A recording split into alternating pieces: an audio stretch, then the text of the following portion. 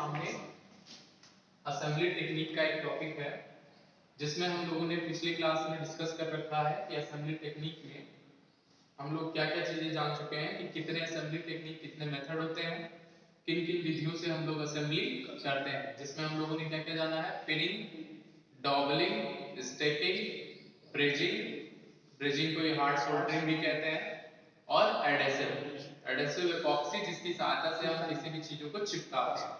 ठीक है, तो उसी के सिलसिले में हमारे सामने थ्रेड ज्वाइंटर भी है। हालांकि हम लोगों ने पिन के टाइप और डॉबल के टाइप पढ़ रखे हैं, तो उसमें थ्रेड ज्वाइंटर क्या होता है, तो ऐसे फास्टनर जो चूड़ीदार होते हैं जिनके ऊपर थ्रेड बना होता है एवं पार्ट्स के असेंबली में मदद करते हैं, उन्हें हम क्या कहते हैं, थ्रेड ज्वाइंटर कहते हैं।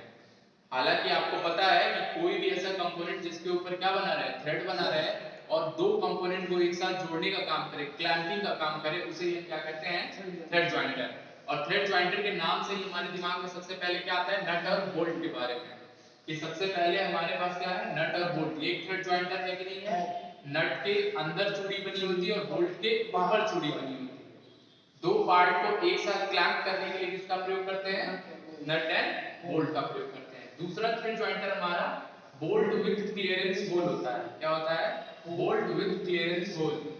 थर्ड क्या होता है, बॉडी फिट बोल्ट। चौथा एंटी फटीग बोल्ट। और पांचवा स्टड। हालांकि इसका नाम स्टड है और ये स्टड है भी। क्यों, क्योंकि स्टड जो चीज होती है जहां पार्ट आसानी से अलग करना होता है वहां पे हम लोग स्टड का प्रयोग करते हैं। आपको हालांकि बता भी रखा है मैंने कि स्टड के ऊपर और नीचे दोनों तरफ चूड़ी बनी होती है और बीच में हल्का पार्ट खाली होता है।